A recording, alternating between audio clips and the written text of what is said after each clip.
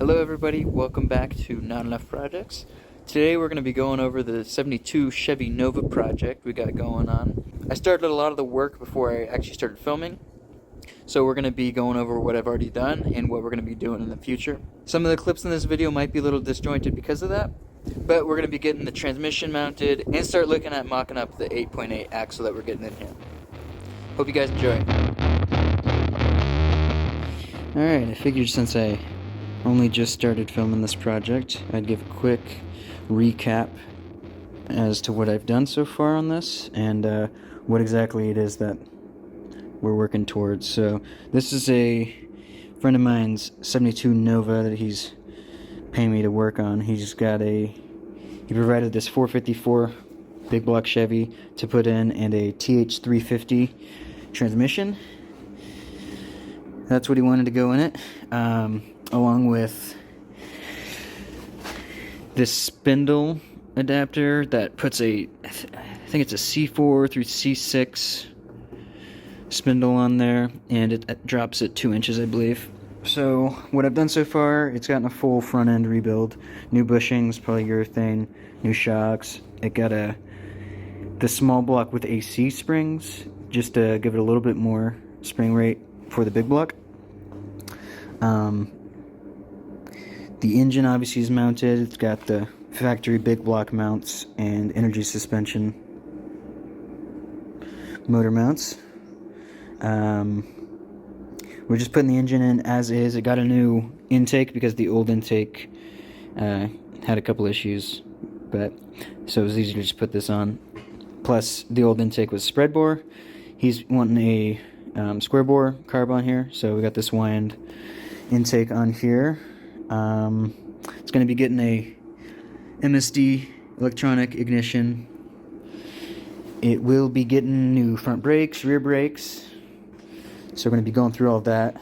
Haven't really done anything on that front yet. And then the other big thing is it's going to be getting a Ford 8.8 rear end swapped in, so that's going to be a pretty interesting part of the project, just getting started on that, so I should be able to film all that. But yeah, that Ford 8.8 is getting a locker, and yeah, let's see what else. Potentially we're going to be doing a interior kit, putting an interior kit into it. It's pretty rough right now. I'll show you kind of what I got going on. See, door panels are missing, carpet's missing. B&M shifter he's wanting in there. I think it might be missing a few parts. We're gonna have to be doing some digging on that. Seats have covers on them. I'm actually not entirely sure what condition they're in. It's missing the back glass. No headliner. So yeah, potentially we might be doing that. We'll see what he wants to do. And maybe we'll be doing paint on this thing. Somebody started doing body work on it. I don't really know how good of quality it is. This driver's side has a patch panel. You can tell in the trunk. You can see that patch panel is welded in. Compare that to over here. And just from feeling, there's a good amount of Bondo in it. The body line's not exactly perfect, but this isn't going to be a restoration. It's just a daily driver, so I don't know what he's going to end up wanting to do on that. But yeah, we'll see. Should be a pretty good project. Same platform as the 69 Camaro. So the process of swapping in a big block into this is exactly the same as a 69 Camaro. Got these hooker headers made for this application. They fit pretty well. Had to do a little bit of dimpling in there. I got that on video.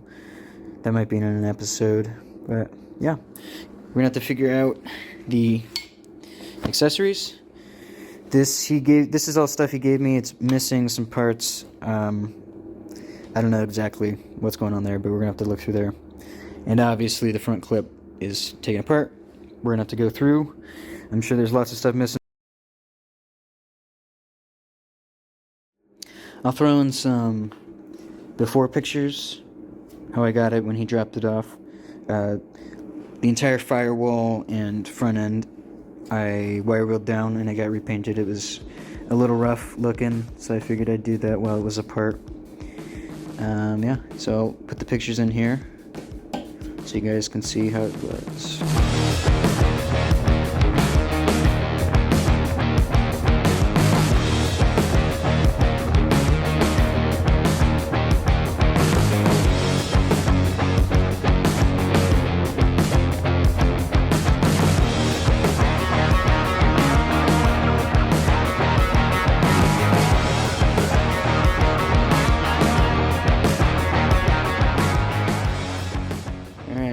I got the Nova trans cross member out.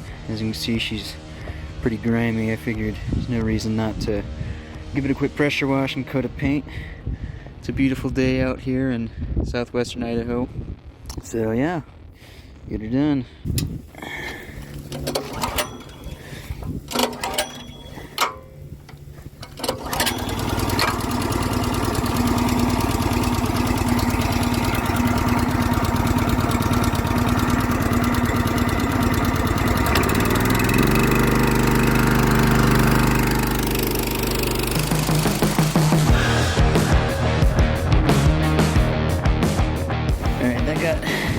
Most of the gunk off, just a little bit of some grease buildup and stuff we'll knock down with the wire wheel, and then give it a good degreasing and paint. Got the trusty Walmart angle grinder and wire wheel. We're gonna knock some of this grease off and hopefully get it to a half decent paintable surface. So yeah, let's get it done. I'm happy with where it's at now, so we'll get her hung up.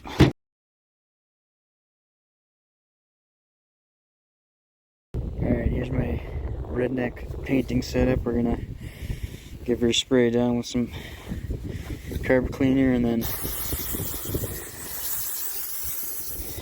I'm gonna be using this stop thrust engine paint. I've had good luck with it, and it's what I got. So get that shaken up and get a coat on. Just a light first coat.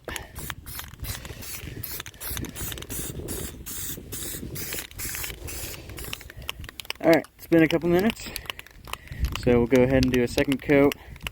Probably aim for full coverage this time.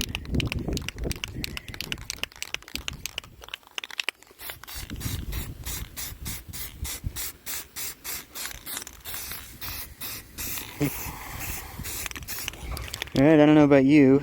I think it looks quite a bit better than what I started with. It's not perfect, but you know, this car is just meant to be a driver, so. Looks like the cross member's dried up enough to handle, so we'll go ahead and get it up under the transmission and get that mounted. Alright, we got the cross member up in here. All the holes seem to line up alright, which I was wondering about because the big Block Nova motor mounts kind of shift everything over, I think, towards the passenger side just a tad, but if you can see up in here, bolt holes line up nicely. So, get everything kind of loosey bolted in and then torqued down. Alright, so after getting everything settled, it looks like the transmission actually sits just a touch too far forward. So I'm going to need to pop the mount out and enlarge the mounting bolt hole so it can slide back just a tiny bit, and then we'll get it all bolted up. Okay, got the motor mount. In the drill press, we're going to see if we can enlarge the hole.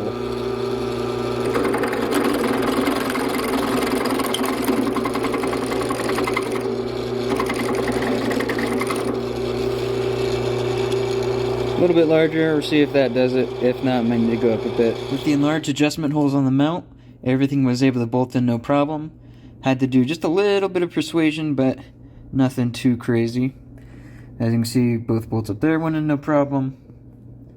These ones went in no problem. They're at the limit of adjustment, but it's not a big deal. And the mounting bolts from the cross member to the frame also were able to go in without issue. We are going to have to come back down here in the future to drop the pan. We're probably going to sand this down, give it a coat of paint just to keep it from rusting. And since this transmission sat outside for a while, I think we're going to make sure it's all clean and swap the filter out. Alright, I'm test fitting the driver's side header here. It's almost perfect, except right here it hits the steering box just a tiny bit. So I'm going to go ahead and just dimple that a little bit, and then it should be all good to go. I know a lot of guys heat these up before you dimple them, but I don't have an acetylene torch right now, and I've had good luck just you know, giving her it with the ball peen, so I'll let you know how it goes. Alright, got a decent dimple going, so we'll shove it back in there and see how it fits. Alright, I'm pretty happy with that. I don't know how well you guys can see, but there's about, I don't know, a 1/4 inch of clearance. Kind of hard to see on the camera, but yeah, so we'll double check it once we get the gasket in there and see if a little bit more clearance needs to be put in it, but I'm pretty happy with it for now.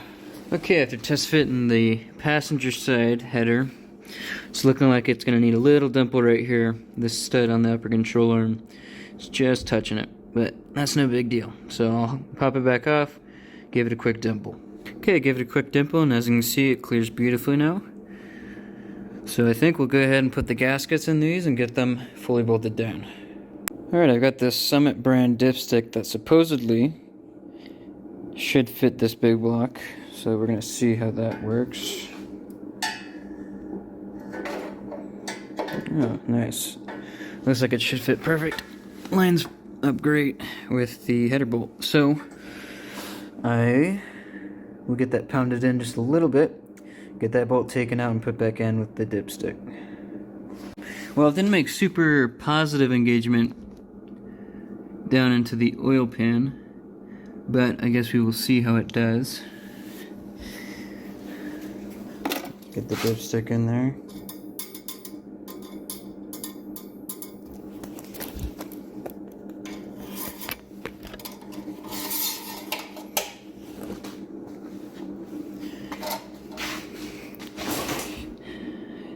Might need to do a little bit of bending. Looks like it's coming out at a weird angle.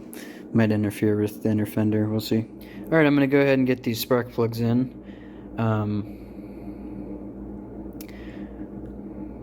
I think they're right in the middle of the heat range. Nothing too exotic or anything. They're just AC Delcos. I do like to hit them with just a little bit of never-sees, anti-sees, whatever. Just a tiny bit. And I like to go just behind the ground strap so that if a little bit does get too far up close to the tip, then it's not going to cause it to ground out and have a poor spark. So yeah, I'll check the gap and get these all thrown in. Alright guys, time to pop the axle out. First thing I'm going to do is just take out the mounting bolts that hold on the axle to the leaf springs and this expertly crafted traction bar. So I'll go ahead and get those out. I also forgot to mention I'd be popping the shocks off. I took the wheel off to get to it so I could get the impact in here. Makes it easier. Alright, both sides have their mounts removed. Next I'm gonna pop this brake line off. It was already trashed, but if you actually cared about it, you'd want to pop this off before you drop the axle, because it puts a pretty good amount of tension on it. Yep. Okay, the hard line's disconnected. Go ahead and see if we can get the mounting bolts out for the bracket.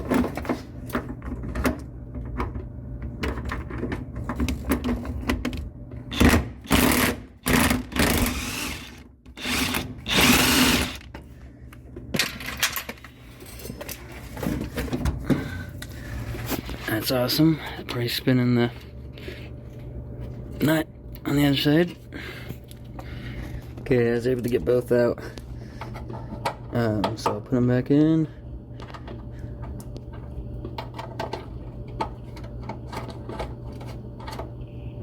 Here's what we just took out.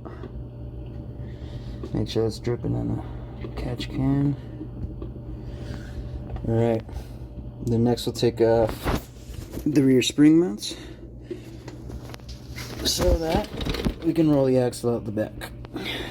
Went ahead and jacked up this side, put the tire on so it'll roll out nice and easy. Do the same thing on the other side.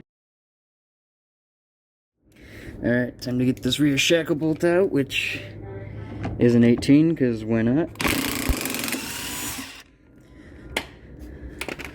There's the nut off. Might need a little persuasion to come out.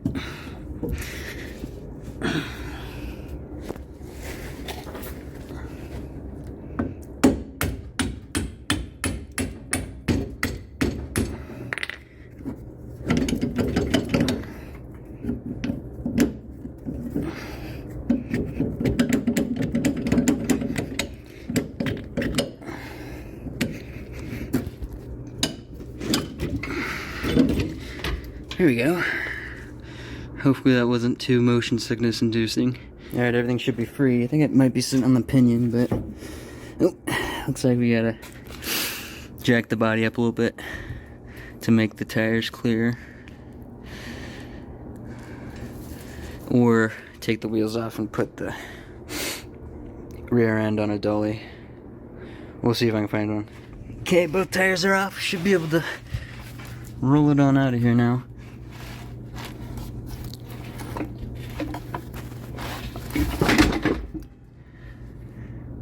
Sweet. Alright, well now I gotta put it back up. Alright, there it is. I ended up just kind of dragging it out and then lifting it up onto the dolly. It was a little annoying just fighting it under there, so yeah, we'll get this wheel out of the way and we can start test fitting the 8.8 and see what we gotta do to it. Here's the axle that the customer supplied. This is the Ford 8.8 that he's wanting to put in it. This is a, you know, reasonably common swap into these Novas, and the 72 Nova and 69 Camaro are pretty much the same platform. And one thing that I've been reading you gotta be careful with, I don't know what this came out of, he didn't really have any info on it, but one thing you gotta be careful is some of these axles, one of the axle tubes are actually longer. I don't know, I think it's probably the driver's side when it's in the, or actually maybe it's the passenger side when it's in the Ford, but because the pinion's actually offset. So I'm just going to do a quick measurement and see if that's what we got going on. Alright, so I'm measuring from the flange over there to the center over here. And I'm going to call that 28 3/8 for that side. And for this side, it looks a little shorter. Call that, try to get it straight. Yeah, I'm going to call it probably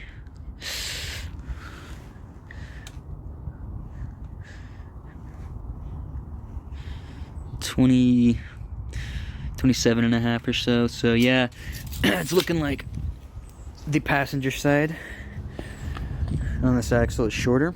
So we're gonna see if that's actually gonna cause enough of a difference to need shortened, and if it does, I'm gonna have to drop it off at a drive shaft shop for somebody who can jig it up and make sure all the cuts are square. But if it'll fit in and not be so much that the U-joints can't take up the difference, then might be able to get away with just putting it in as is. Just have to do a little bit of fitting. And yeah, so the next step on this is going to be seeing how the leaf spring mounts go and seeing what we need to do to get into the Nova.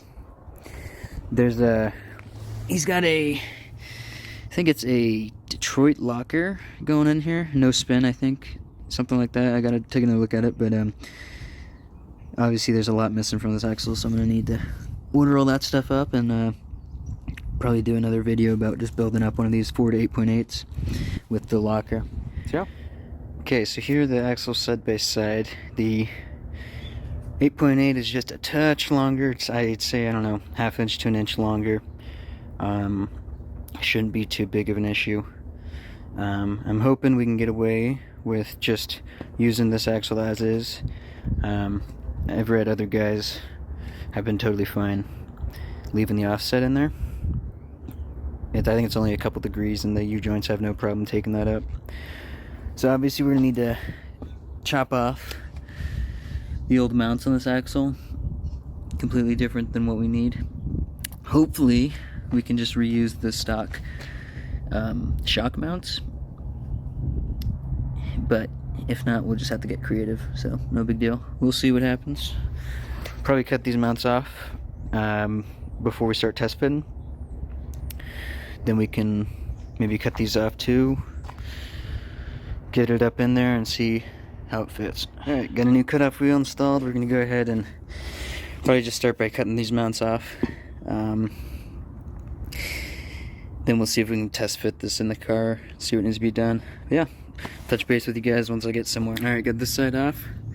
Obviously need a little bit of cleanup work with the grinder. That's no big deal.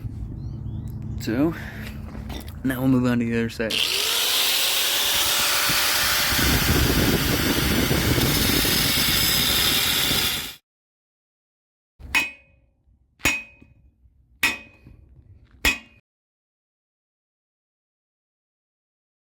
Got both sides just roughly cleaned up. I'll have to come back and touch them up later, but good enough for now. We'll see if we need to cut these brackets off before test fitting it, but I think it'll be okay.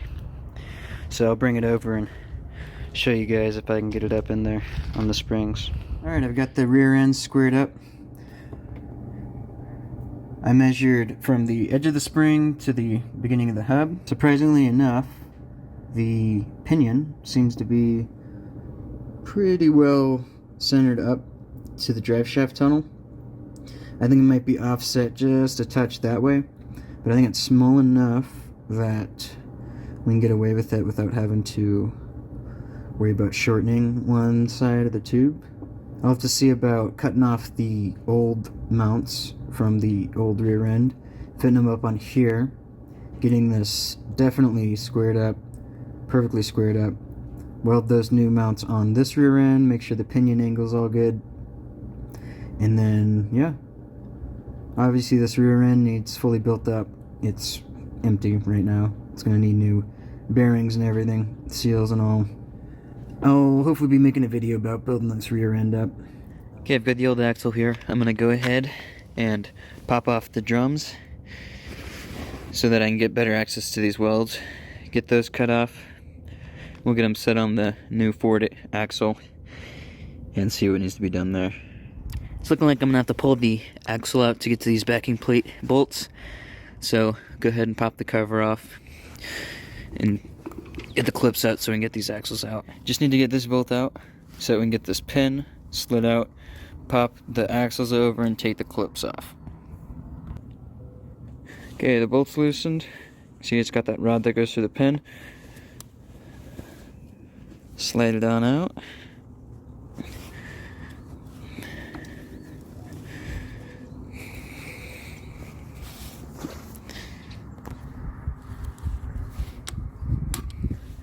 There it goes.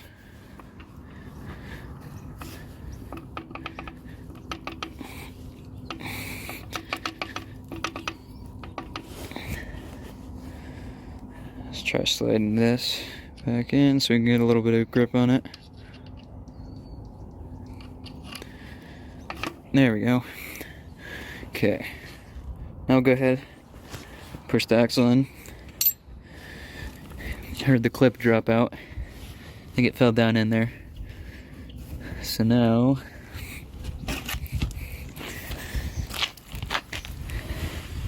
axle can get slid out far enough so that we can get to these bolts and get the backing plate off. Okay, all the bolts are off. Now can wiggle this forward. Oh, brake line is connected. We gotta pop that off. Then we can wiggle it forward, get access to the weld so we get the grinder in there, get this mount off, repeat it on the other side, and we'll be good to go. Alright, I wasn't able to get it with just a hammer after grinding off the weld, so we're gonna try going with the air hammer.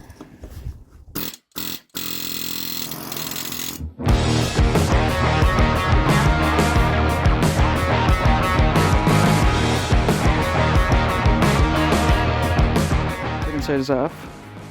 Needs a little bit of cleanup, but overall not too bad. Let's get this put under the axle and in the car. Okay, Okay, here's both sides on. We just need to do a little bit of final cleanup work on there. Then we need to figure out pinion angle, and then we can chop these mounts off. We don't need them, and then we can weld the leaf spring mount onto the axle tubes, put new bushings in, and get the axle actually mounted. Obviously that's all after we get the internals of the differential actually rebuilt. We need everything. It's gonna get new. This has been sitting outside for who knows how long. It's gonna get new seals and bearings, and we'll see how the races look. Needs a new cover.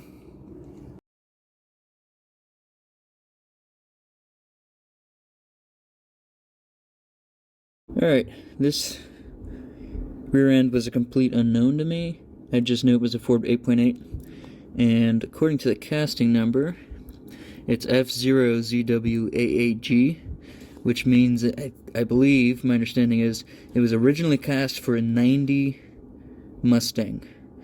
I can't seem to find the date code on here, so I don't know exactly what model year it is, but going off of that, we should be able to find everything we need.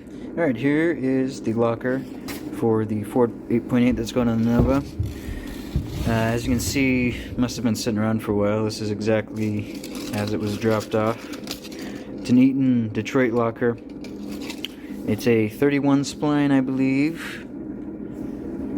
And other than that, so we'll be getting all the parts for the differential, the axles and rebuild kit, cover and whatnot on order. Get this assembled and installed. Alright, so currently I'm getting all the parts together for the rear end. This is the drive shaft that he dropped off with the car. I need to double check and make sure that this has got the right transmission yoke over here. And then I'm guessing we may need to adjust the length on this, but I do need to see what kind of U-joint this takes, because I need to decide what yoke to order for the differential. From what I've read, the way to go is to get an adapter U-joint, which has the GM sizing on one end and then what the 8.8 needs on the other end. So I think we're going to need to pop this out, measure what size U-bolt this is, and go from there. Alright, I've got the snap rings out of the grooves on the drive shaft. Just took them out with a plier. So now we're going to get this on the ground, support it with a block, and pound this out. Alright, after some smacking with a hammer, you can see we got it out. So now I'm gonna you can see we got it out. Alright, gosh. So after some smacking with a hammer, as you can see I got it out. So now I'm gonna go ahead and measure. The length between the ends of the caps and also the cap diameter to figure out what U-joint we have in here. Okay, so it looks like the total length is about 3.235 or so, and the diameter is a little over an inch, 1.065 or so. So now I'm going to go ahead and cross-reference this and see what we got going. So from those measurements, it looks like we've got a 1310 U-joint, which makes sense. So now I got to do a little bit of research. I know they make adapter U-joints with the 1310 on one end, and then the 1350 or whatever yoke I end up going with on the 8.8.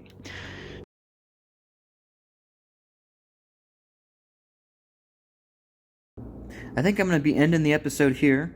We got the axle housing mocked up and in position. We got a good idea of where we need to go from. Next time we're going to be welding up the spring perches, cleaning and painting the axle housing, installing the locker, new pinion, ring gear, all that good stuff. I'll be walking you guys through the entire process of how I'm going to build it, and then we'll get it mounted in the car permanently. Thanks for watching, and I'll see you guys next time.